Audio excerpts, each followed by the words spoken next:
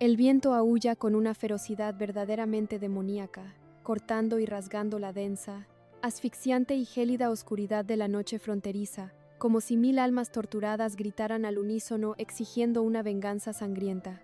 En el interior de su lujoso vehículo, devorando los kilómetros de asfalto de una carretera olvidada y flanqueada por la inmensidad de un desierto despiadado, Miranda Villanueva conduce con los ojos completamente desorbitados, inyectados en una paranoia absoluta y un terror primitivo que le paraliza la sangre. Ha perdido por completo el poco juicio y la cordura aristocrática que le quedaba. Sus manos, temblorosas y aferradas al volante con una fuerza inhumana, son el fiel reflejo de una mente fracturada, hundida y devorada por el pánico a perder su más grande y valioso trofeo. A su lado, en el asiento del copiloto, la inocente, frágil y pequeña Renata duerme un sueño intranquilo, sacudida por los bruscos y erráticos movimientos del auto, ajena al macabro, retorcido y asqueroso plan de su propia madre, quien prefiere arrastrar a su propia hija hacia el mismísimo abismo antes que permitir que el indomable Damián Rosales, el padre biológico que acaba de descubrir la verdad, o la odiada Antonia Lazo, reclamen lo que por derecho sagrado, biológico y divino les pertenece. Miranda murmura palabras incoherentes, maldiciones envenenadas y juramentos oscuros, convencida en su delirio esquizofrénico de que está protegiendo a la niña, cuando en realidad la está conduciendo directamente hacia las fauces de una trampa mortal, fría e ineludible. A cientos de kilómetros de distancia, en la monumental y ahora lúgubre, vacía y silenciosa mansión de la familia Villanueva, Damián Rosales se encuentra de pie en el centro exacto del que alguna vez fue el cuarto de juegos de Renata. La prueba de paternidad, arrugada y manchada con el sudor frío de su agonía, yace en el suelo alfombrado. El hombre que la ciudad entera conoce y teme bajo el letal seudónimo de Lobo, ha dejado de ser un simple agente o un protector para transformarse, en cuestión de agónicos y dolorosos segundos, en un depredador implacable, frío y calculador al que le han arrebatado violentamente a su propia cría. El silencio absoluto de la enorme casa aplasta su alma con una pesadez indescriptible. No hay lágrimas en sus oscuros y profundos ojos. Solo existe una rabia negra, un odio volcánico, espeso e inextinguible que quema cada una de sus agotadas neuronas. Comprendiendo que la burocracia legal y las lerdas instituciones policiales no servirán de absolutamente nada para detener a una psicópata acorralada como Miranda, Lobo toma una decisión drástica, letal y definitiva. Reúne su arsenal más letal, carga sus armas de alto calibre con movimientos mecanizados, precisos y escalofriantes, y comienza a activar a través de sus canales encriptados a la red de mercenarios y rastreadores más implacables del bajo mundo. Esta noche, Lobo no buscará arrestar a nadie. Esta noche, la ciudad y el desierto se teñirán de rojo carmesí, porque el padre herido ha declarado una guerra de exterminio total, sin cuartel, sin piedad y sin prisioneros, dispuesto a reducir a cenizas ardientes cualquier maldito obstáculo que se interponga entre él y la luz de su pequeña hija. Sin embargo, el destino, siempre cruel, caprichoso y sediento de tragedia, ha comenzado a mover sus propias e invisibles fichas en el tablero de esta dantesca cacería. En los sombríos y fortificados dominios del cártel, Plácido García, el sanguinario, inescrupuloso y vengativo azufrero, no se ha quedado de brazos cruzados lamiéndose las heridas tras la asquerosa traición de Graciela y el colapso de su alianza con el exfiscal Hernando Cruz. Su red de espionaje e informantes, infiltrada como una plaga silenciosa en cada rincón de la urbe, le ha entregado en bandeja de plata la ubicación exacta de la desesperada huida de Miranda Villanueva. Plácido, con su rostro surcado por las cicatrices de 1000 batallas, y los ojos brillando con una malicia verdaderamente diabólica y sádica, comprende de manera instantánea el inmenso y destructivo valor estratégico de sus nuevas presas. Capturar a Miranda y a la hija biológica del Lobo no solo le otorgaría el arma de chantaje psicológico más poderosa, sádica e infalible contra sus dos mayores enemigos, sino que le permitiría obligar a Cruz y a Damián a destruirse mutuamente en un baño de sangre, para luego él erigirse como el único e indiscutible rey absoluto sobre los escombros humeantes de la ciudad. Con un golpe seco de su bastón contra el mármol negro de su despacho, el temido líder criminal despacha a un numeroso, fuertemente armado y letal escuadrón de asalto, conformado por asesinos despiadados a bordo de camionetas tácticas sin placas, con una orden clara, fría e irrevocable: emboscar el vehículo de Miranda en medio de la desolada ruta del desierto y traer a la mujer y a la niña vivas a sus dominios subterráneos. La fatídica, tensa y asfixiante colisión de estas fuerzas titánicas y oscuras está a escasos minutos de estallar. Miranda, ajena al inmenso peligro letal que la acecha desde las sombras, pisa el acelerador a fondo, pero de pronto, potentes y cegadores reflectores tácticos se encienden en medio de la oscuridad absoluta de la carretera, bloqueando violentamente su único camino de escape. Múltiples camionetas blindadas del cártel, como enormes bestias de acero sedientas de sangre, la rodean en un mortal semicírculo. Hombres fuertemente armados con pasamontañas oscuros descienden rápidamente, apuntando decenas de fusiles de asalto directamente hacia el parabrisas de la aterrorizada mujer.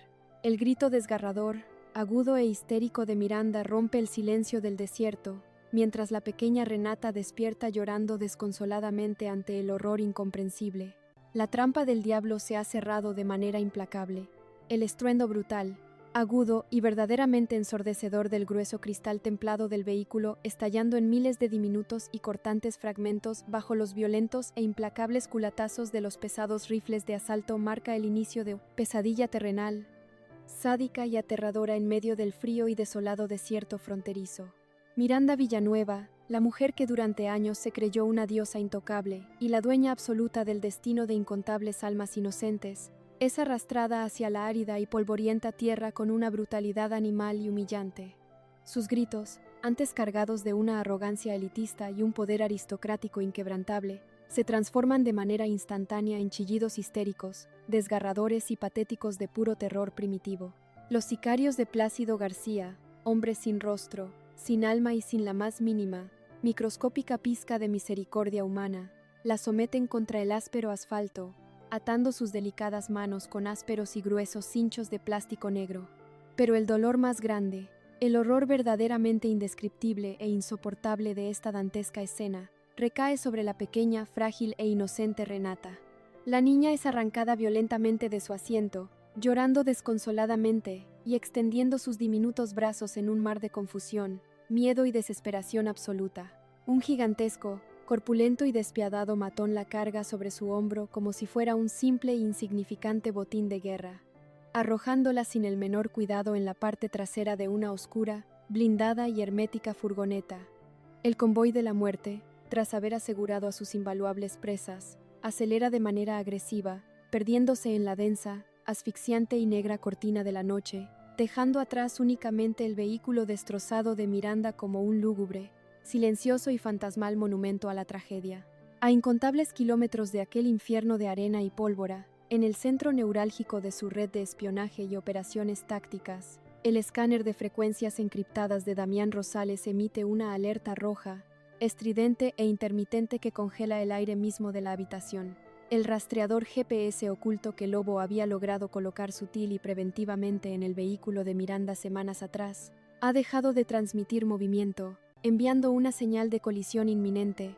De manera simultánea y escalofriante, uno de sus más leales, profundos y arriesgados infiltrados dentro de la estructura financiera del cártel, le envía un mensaje de texto de una sola, escueta y apocalíptica línea. El azufrero tiene a la mujer y a la niña. El impacto de esta colosal, oscura y devastadora confirmación golpea el alma, la mente y el corazón de Damián, con la fuerza destructiva de un meteorito cayendo sobre la tierra frágil. El aire abandona sus pulmones, pero en lugar de sucumbir al pánico paralizante, una transformación psicológica, visceral y verdaderamente aterradora, se apodera de cada fibra de su ser. El indomable lobo aniquila cualquier rastro de humanidad compasiva que aún habitara en su interior. Sus profundos ojos se tornan tan fríos, oscuros y letales como el acero templado de un cañón humeante. Si Plácido García creía, en su inmensa y podrida soberbia mafiosa, que secuestrar a la sangre del lobo le otorgaría una ventaja táctica, acababa de cometer el error más grande, estúpido, catastrófico y fatal de toda su criminal existencia. Acababa de despertar a la bestia primigenia, al demonio de la venganza absoluta. Damián aborda su camioneta fuertemente blindada, un vehículo de asalto preparado para la guerra total, y arranca con un rugido ensordecedor, iniciando una cacería suicida, despiadada y sin retorno hacia las mismísimas puertas del infierno para recuperar a su amada hija. mientras la tormenta de fuego y venganza se gesta y se aproxima rápidamente hacia el desierto.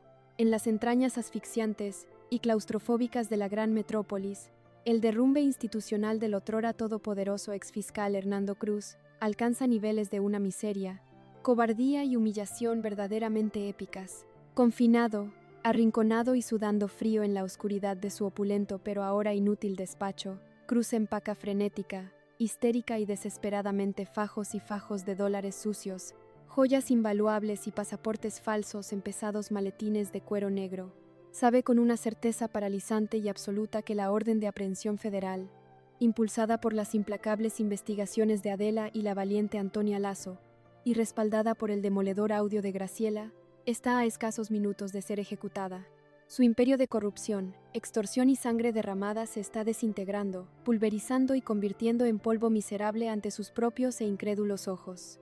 Sin embargo, en el preciso e infartante instante en que Cruz logra abrir la puerta secreta de su ascensor privado para escapar como una asquerosa, vil y cobarde rata de su propio barco hundiéndose, el destello frío, azulado y mortal del cañón de un arma de fuego se posa de manera directa, firme e inquebrantable justo entre sus cejas sudorosas. De entre las sombras densas del corredor emerge la imponente, majestuosa y vengativa figura de la exagente Antonia Lazo.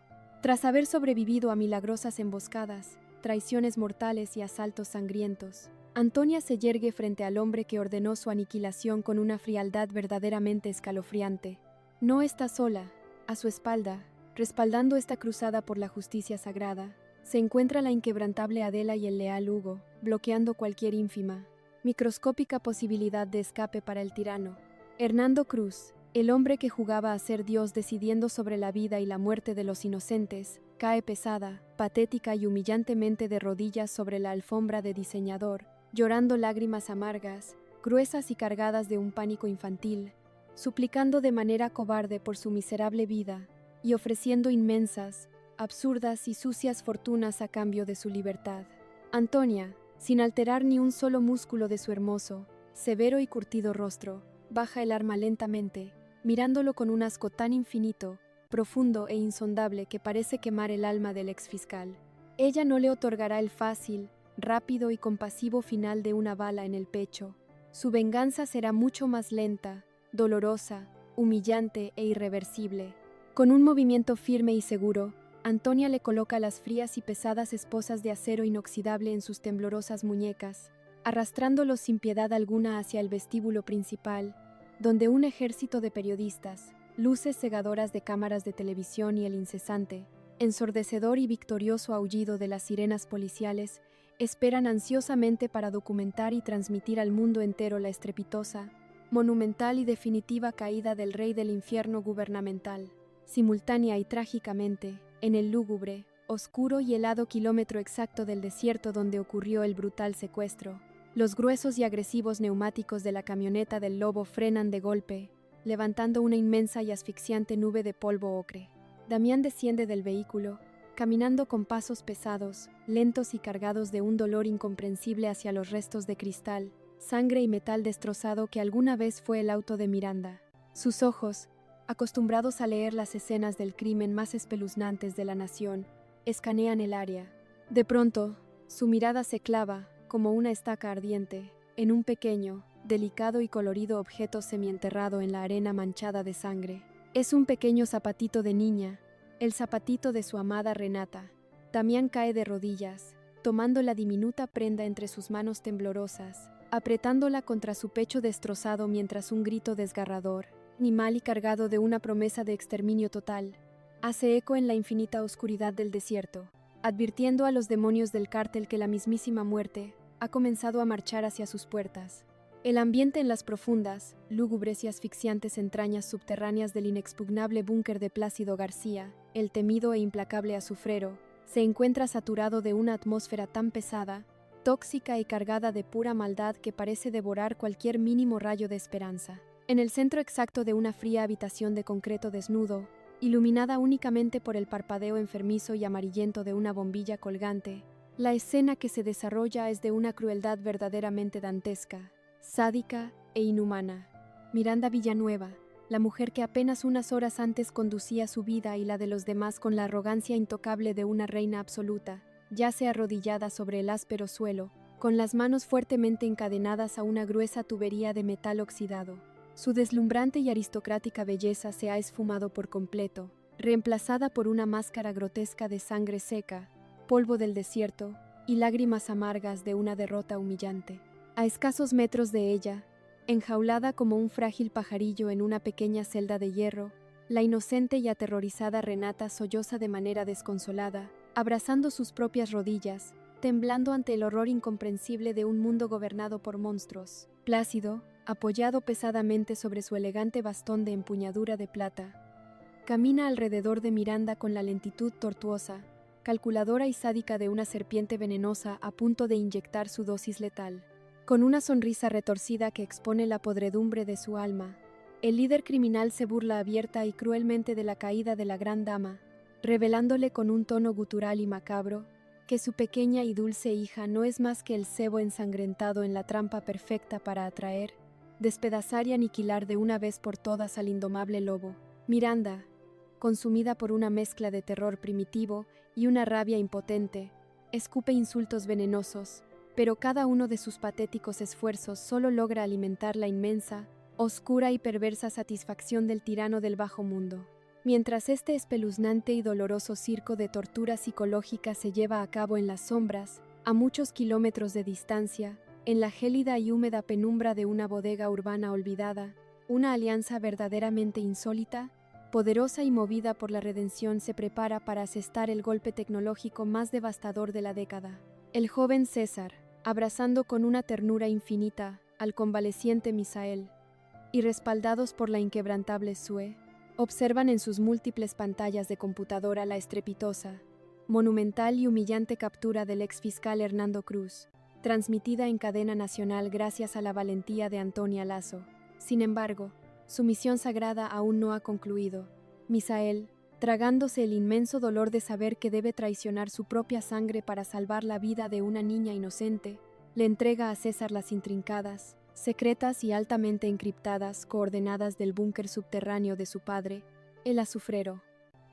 Con una velocidad vertiginosa y una genialidad informática sin precedentes, César infiltra los complejos cortafuegos del sistema de seguridad del cártel.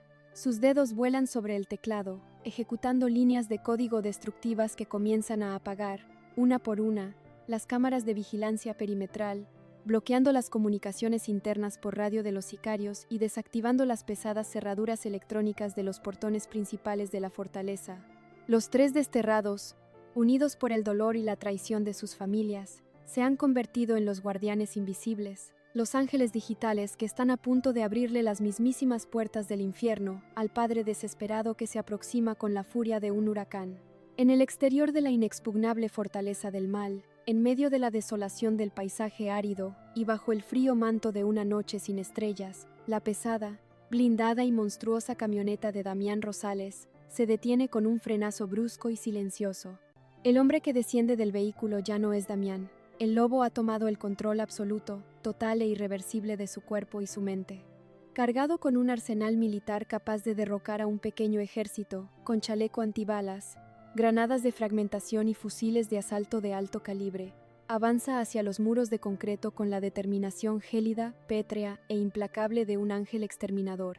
Al notar que las inmensas puertas de acero blindado se abren lentamente y sin resistencia alguna, un milagro silencioso orquestado desde la distancia por César, Lobo no se detiene a cuestionar la providencia, simplemente entra. El asalto comienza no con sigilo, sino con una violencia apocalíptica, ensordecedora y destructiva.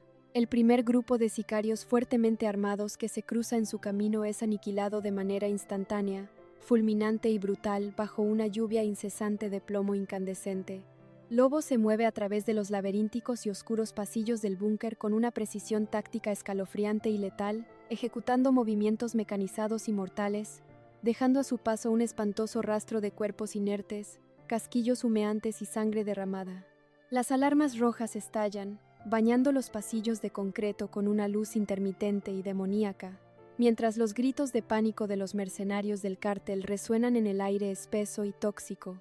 La bestia herida, Impulsada por un amor paternal inabarcable y una sed de venganza que quema como el sol, atraviesa la primera y segunda línea de defensa sin sufrir un solo rasguño, acercándose implacable, inexorable y peligrosamente hacia el corazón mismo del búnker, donde Plácido García comienza a escuchar, con los ojos desorbitados por un terror que jamás había conocido, el inconfundible, rítmico y mortal eco de los pasos del lobo acercándose a cobrar su factura de sangre. El ensordecedor, colosal y apocalíptico estruendo de la última y más pesada puerta de acero blindado siendo arrancada violentamente de sus gruesas bisagras por la fuerza de una carga explosiva direccional, hace temblar los cimientos mismos de la tierra, enviando una onda de choque devastadora a través de las lúgubres y frías paredes subterráneas del búnker. A través de la espesa, asfixiante y tóxica cortina de humo negro y polvo de concreto astillado, emerge la figura imponente, casi mitológica y verdaderamente aterradora de Damián Rosales. El lobo no camina, acecha. Su cuerpo, cubierto por el polvo de la destrucción y salpicado con la sangre de los mercenarios caídos, parece esculpido en el mismísimo fuego de la venganza divina. Sus oscuros, profundos e insondables ojos, inyectados en una furia letal y desprovistos de cualquier rastro de piedad o compasión humana, se fijan de manera directa, perforante e implacable en el centro de la espeluznante habitación de tortura.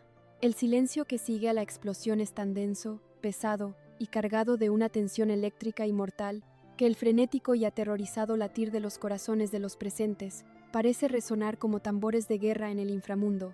Plácido García, el temido, intocable y hasta ahora invencible azufrero, siente por primera vez en su larga, criminal y sangrienta existencia el gélido, paralizante y asqueroso aliento de la mismísima muerte rozando su nuca. Acostumbrado a infundir un terror absoluto en las almas de sus enemigos, el líder mafioso experimenta un pánico primitivo, visceral e incontrolable al contemplar la fuerza imparable de la naturaleza que acaba de irrumpir en su santuario. En un acto de suprema cobardía, desesperación y bajeza moral, Plácido cojea torpemente hacia la pequeña jaula de hierro, sacando una pesada escuadra plateada, y apuntando el cañón tembloroso directamente hacia la frágil e inocente cabeza de la pequeña Renata. La niña, paralizada por un horror que ningún ser humano debería conocer jamás, ahoga un grito desgarrador, cerrando sus cristalinos ojos con fuerza. Desde el frío suelo de concreto, encadenada y completamente despojada de su corona de arrogancia, Miranda Villanueva emite un alarido histérico, agudo y ensordecedor, una mezcla enfermiza de terror maternal y locura esquizofrénica, suplicando y maldiciendo simultáneamente al cielo y al infierno, en un espectáculo patético de degradación absoluta. Un paso más, maldito perro, un solo paso más, y le vuelo la cabeza a tu adorada bastarda. Ruge Plácido con una voz gutural, temblorosa y escupiendo saliva venenosa, intentando desesperadamente aferrarse a una falsa ilusión de control en un escenario donde él ya es un cadáver que simplemente sigue respirando por inercia. Sin embargo, el lobo no se detiene, no emite una sola palabra, no negocia con terroristas y no suplica misericordia ante los monstruos. Con una frialdad táctica espeluznante, una calma verdaderamente sobrenatural y un cálculo milimétrico que desafía las leyes de la física, Damián aprovecha una microscópica, efímera y letal ventana de oportunidad.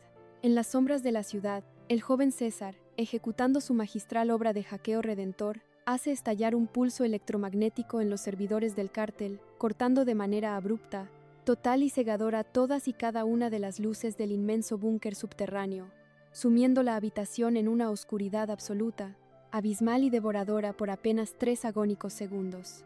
En esa negrura infinita, el instinto depredador de Damián se desata con una letalidad perfecta. 2 disparos sordos, rápidos y precisos cortan el aire pesado, cuando las luces de emergencia rojas, parpadeantes y demoníacas se encienden débilmente, revelan una escena que quedará grabada para la eternidad en los anales de la justicia divina. El arma plateada de Plácido ha volado en pedazos. La primera bala del lobo ha destrozado por completo la mano derecha del capo, mientras que la segunda, ejecutada con una precisión quirúrgica, ha perforado la rodilla de su pierna sana. El inalcanzable rey del inframundo cae pesada, grotesca y dolorosamente de rodillas sobre un charco de su propia sangre impura, aullando de un dolor lacerante, insoportable y agónico, reducido a un simple, miserable y patético trozo de carne derrotada. Damián no se detiene a saborear la caída de su enemigo.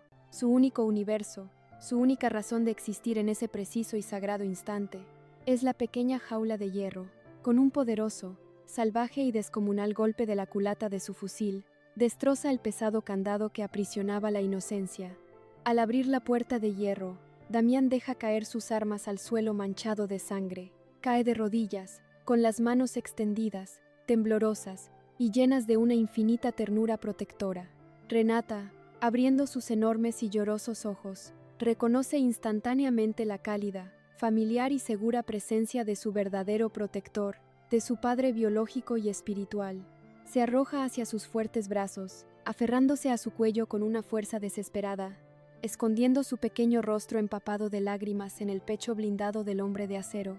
Damián la envuelve, cerrando los ojos mientras sus propias lágrimas, pesadas, amargas y cargadas de un alivio existencial verdaderamente cósmico, comienzan a fluir sin control alguno. Ha atravesado el mismísimo infierno terrenal, ha derramado sangre, ha desafiado a la muerte y ha pulverizado imperios enteros, única y exclusivamente por este efímero, sagrado y hermoso instante de redención. A escasos metros de aquel emotivo y conmovedor abrazo de vida, Miranda Villanueva, presenciando la absoluta e inquebrantable conexión entre el padre y la hija, se quiebra definitivamente. Su mente, ya frágil y sostenida por hilos de paranoia, se fractura en 1000 pedazos irrecuperables. En lugar de sentir alivio por el rescate de la niña, comienza a reír.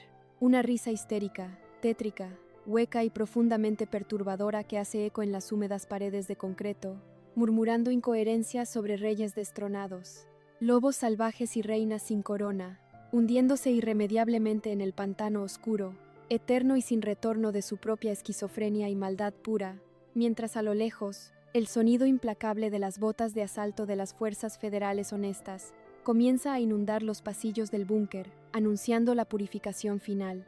El denso, asfixiante y fétido humo de la destrucción militar comienza a disiparse lenta y pesadamente en las frías y lúgubres entrañas del búnker subterráneo, revelando un escenario que oscila entre el más espeluznante de los horrores y la más pura, sublime y divina de las redenciones humanas.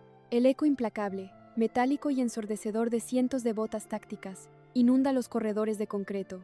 Las fuerzas federales honestas, aquellas que jamás cedieron a los sucios sobornos del cártel y que fueron guiadas por las precisas coordenadas electrónicas de César, han tomado el control absoluto de la fortaleza caída. De entre la multitud de uniformados armados irrumpe, con la respiración entrecortada, el uniforme rasgado y el corazón latiendo a una velocidad vertiginosa y dolorosa, la valiente y heroica exagente Antonia Lazo. Sus ojos, enrojecidos por la fatiga y el miedo de perder al amor de su vida, escanean frenéticamente la habitación destrozada hasta que, a través de las luces intermitentes rojas, encuentra la silueta imponente de Damián Rosales. El indomable lobo sigue arrodillado en el frío suelo, acunando el pequeño, tembloroso e inocente cuerpo de Renata contra su pecho protector. Antonia suelta su arma, dejando que el pesado metal caiga al suelo con un ruido sordo, y corre hacia ellos con una urgencia que desafía las leyes de la física. Se deja caer de rodillas, envolviendo sus brazos alrededor del hombre de acero y de la niña que ama como si fuera su propia sangre. En ese preciso, sagrado y milagroso instante, las lágrimas de los tres se funden en un solo río de salvación. El calor de sus cuerpos entrelazados destierra para siempre el frío de la muerte que los había acechado. Ya no hay cárteles, no hay fiscales corruptos, ni reinas de las mentiras. Solo existe una familia verdadera, inquebrantable, forjada en el crisol del sufrimiento y unida por un amor tan inmenso, profundo y absoluto que ilumina hasta el último y más oscuro rincón de aquel infierno terrenal. A escasos metros de ese hermoso y conmovedor altar de vida y esperanza, la justicia humana comienza a cobrar su implacable, severa y humillante factura. Plácido García, el otrora todopoderoso, sanguinario e intocable azufrero, es arrastrado sin la más mínima pizca de piedad o consideración por 4 fornidos agentes federales. Su pierna destrozada deja un macabro y oscuro rastro de sangre sobre el gris del concreto, mientras su mano derecha, convertida en una masa inútil de carne y hueso, cuelga patéticamente a su costado. El hombre que se creyó un dios terrenal, dueño de la vida y la muerte de miles de inocentes, es reducido a una miserable, sudorosa y gemebunda rata acorralada, antes de ser arrojado a la parte trasera de un vehículo blindado de máxima seguridad para ser extraditado. Plácido levanta su mirada llena de dolor y odio hacia los monitores de seguridad del búnker que aún parpadean. En cada una de las pantallas, el genio informático de César ha dejado un mensaje final, crudo y apocalíptico. Tu imperio es cenizas, tu sangre te ha juzgado. El colosal ego del narcotraficante estalla en 1000 pedazos irrecuperables. Comprende, con una agonía existencial que supera cualquier herida de bala, que no fue la policía ni el gobierno quien lo destruyó, sino su propio hijo, el joven al que despreció y desterró por no encajar en su mundo de barbarie y machismo arcaico. Plácido es tragado por la oscuridad del furgón policial, condenado a pudrirse por el resto de la eternidad en una celda minúscula, despojado de su nombre, su poder y su grotesca dignidad. Simultáneamente, el desenlace para Miranda Villanueva se dibuja con trazos de una tragedia psiquiátrica verdaderamente perturbadora y escalofriante. Paramédicos y enfermeros especializados irrumpen en la habitación con camillas y correas de seguridad.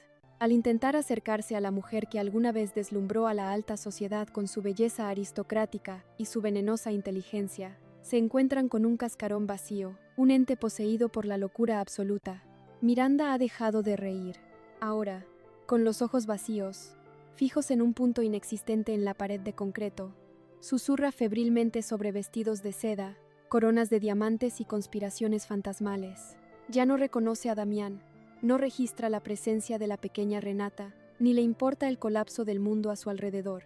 Los paramédicos la inmovilizan con una pesada y restrictiva camisa de fuerza blanca, un contraste grotesco con la suciedad y la sangre que manchan su rostro y su ropa.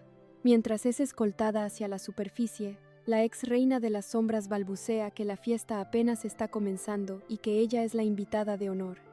Su destino final, trágico, kármico e irreversible, ha sido sellado por sus propias, crueles e incontables mentiras. Pasará el resto de sus largos y vacíos días encerrada en el pabellón de máxima seguridad de un asilo psiquiátrico gubernamental, atrapada en una celda acolchada donde los espejos no existen, condenada a deambular por los interminables, tortuosos y aterradores laberintos de su propia esquizofrenia, siendo devorada viva y sin piedad por las sombras de los monstruos que ella misma alimentó. Muy lejos de ese escenario de muerte y locura, en el silencioso y seguro refugio urbano, la Alianza de los Desterrados contempla el final de su inmensa y redentora obra. El joven César, con las manos aún temblorosas por la extrema adrenalina del hackeo maestro que salvó la vida de Renata, cierra lentamente la pantalla de su computadora portátil.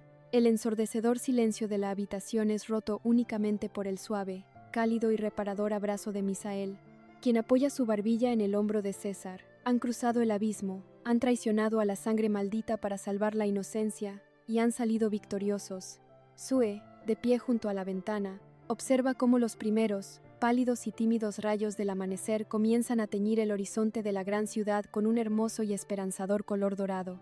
El infierno ha terminado. Los imperios del ex fiscal Hernando Cruz, de la infanticida Leonor y del sanguinario Azufrero han sido reducidos a polvo y vergüenza pública.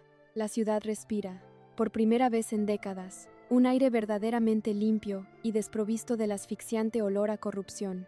Los tres jóvenes se miran, sabiendo que aunque llevan cicatrices profundas, dolorosas e imborrables en sus almas, han ganado el derecho sagrado a forjar su propio destino, libres de las sombras del pasado, dispuestos a caminar juntos hacia la luz de un nuevo y prometedor mañana.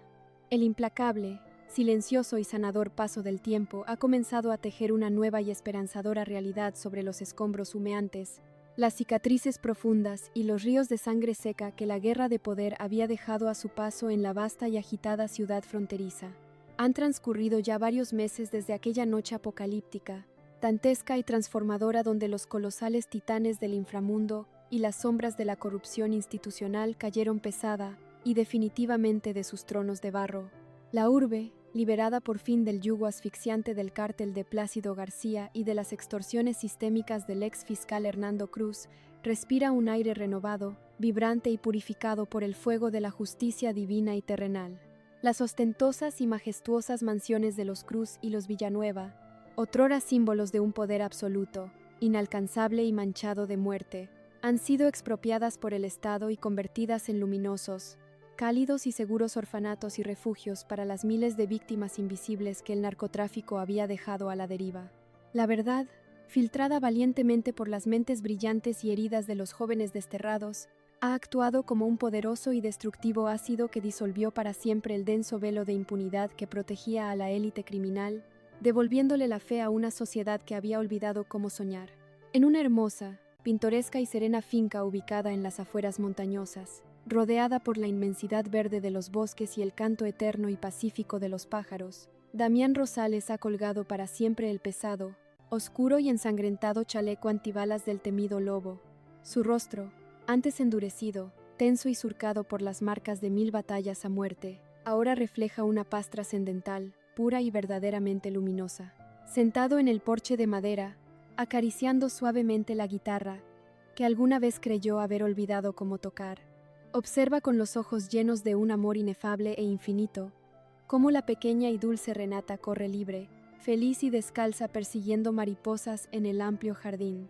La niña ha dejado atrás el trauma del secuestro, envuelta en la protección inquebrantable y el amor incondicional de su padre biológico. De la cocina emerge la figura radiante, hermosa y sonriente de Antonia Lazo, sin su uniforme policial y sin armas empuñadas, llevando consigo una bandeja con frutas frescas. Antonia se sienta junto a Damián, entrelazando sus dedos con los de él. Un gesto simple, cotidiano y profundamente sagrado que sella la promesa de una vida entera juntos. Han cruzado los rincones más profundos y oscuros del infierno, han desafiado a la muerte misma y han derramado lágrimas de sangre, pero hoy, abrazados bajo la cálida luz del sol poniente, saben que cada herida valió la pena para construir este pequeño, perfecto e inquebrantable paraíso terrenal que nadie en el mundo podrá arrebatarles jamás. Mientras el amor florece en la montaña, en el otro extremo del continente, bajo un cielo extranjero y protector, la valiente alianza de los desterrados ha echado nuevas y profundas raíces de esperanza. César, Misael y Sue caminan juntos por el malecón de una vibrante ciudad costera, libres de las pesadas cadenas de sus apellidos malditos y de la tiranía de sus padres. Han convertido sus dolorosas experiencias y sus traumas heredados en una fuerza arrolladora, fundando una poderosa ONG internacional dedicada a rescatar a jóvenes atrapados en las redes de la violencia mafiosa. César y Misael, tomados de la mano sin miedo al qué dirán, han encontrado en el activismo la cura perfecta para sus almas laceradas, demostrando al universo entero que el odio no se hereda en la sangre y que el amor puro y verdadero es la única arma capaz de destruir los ciclos de barbarie y crueldad. Sue, por su parte, ha renacido de sus propias cenizas, transformando el dolor de su pérdida en un motor de empatía y resiliencia, estudiando derecho penal para asegurarse de que mujeres como la malvada Leonor Cruz jamás vuelvan a utilizar su privilegio para escapar del peso aplastante de la ley. Los tres jóvenes son el vivo y resplandeciente testimonio de que hasta en la tierra más yerma y castigada puede nacer la flor más hermosa y resistente. Y mientras la luz triunfa en la superficie, en las más oscuras, gélidas y desoladas entrañas de los pabellones de máxima seguridad, los falsos dioses caídos purgan sus eternos castigos. Hernando Cruz, demacrado, calvo y envejecido décadas en tan solo unos meses, limpia los inodoros de su bloque de celdas bajo las burlas constantes y sádicas de los mismos criminales que él alguna vez condenó injustamente.